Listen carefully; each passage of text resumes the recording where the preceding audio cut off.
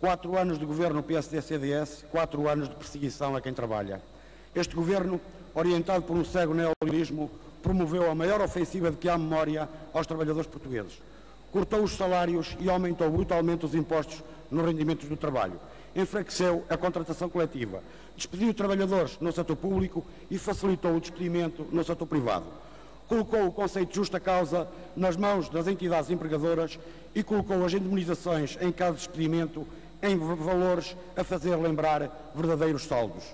Um real convite aos patrões para despedir trabalhadores, isto numa altura em que o desemprego conhecia e conhece números absolutamente inaceitáveis. Com este governo, os trabalhadores passaram a trabalhar na terça-feira de Carnaval sem qualquer aumento salarial e passaram a trabalhar mais 4 dias por ano, porque até os feriados este governo levou aos portugueses. Como se tudo isto fosse pouco, este governo PSD-CDS continuou na sua ofensiva contra quem trabalha e alterou a duração e o horário de trabalho na administração pública. Com este governo, a duração do horário de trabalho passou de 7 para 8 horas por dia e de 35 para 40 horas por semana. E hoje todos percebemos a mentira e a falsidade da fundamentação que levou o governo a colocar os trabalhadores no setor público a trabalhar mais horas por dia e mais horas por semana.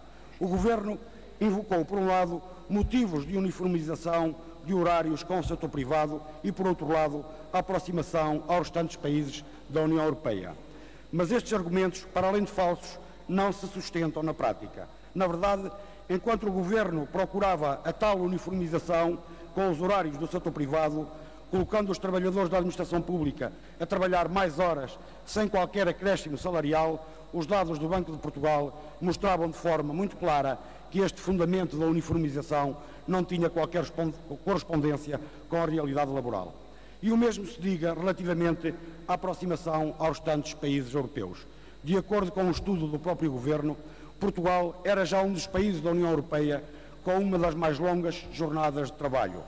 O número médio de horas de trabalho por semana no nosso país ascendia às 39,1 horas, enquanto a média da União Europeia não ultrapassava as 37,4 e na Alemanha se ficava pelas 35,6 horas.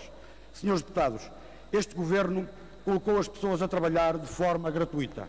Estamos a falar de cerca de 128,4 milhões de horas anuais, a que corresponde um valor anual aproximado de 1.640 milhões de euros, muito provavelmente para canalizar para a banca ou para garantir contratos impostos às empresas públicas em favor dos lucros dos grandes grupos económicos e financeiros. Acaso para dizer, é o costume.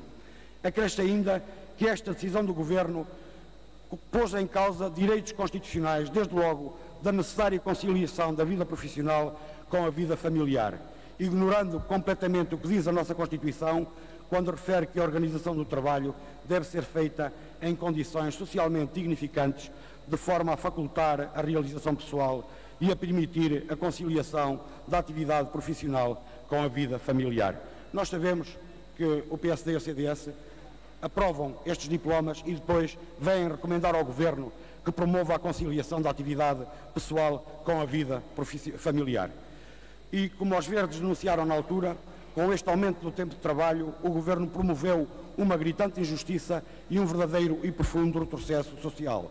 Com este Governo e nesta matéria, conhecemos um retrocesso a leis do século XIX, designadamente a tempos anteriores à lei de 23 de março de 1891. E por tudo isto, os Verdes consideram que chegou o tempo de começar a devolver direitos e de repor alguma justiça nas relações laborais. E esperamos agora que os partidos da maioria reconheçam que, de facto, é tempo de proceder à reposição das 35 horas de trabalho semanal na administração pública e que acompanhem os Verdes nas várias iniciativas legislativas que hoje estão em discussão.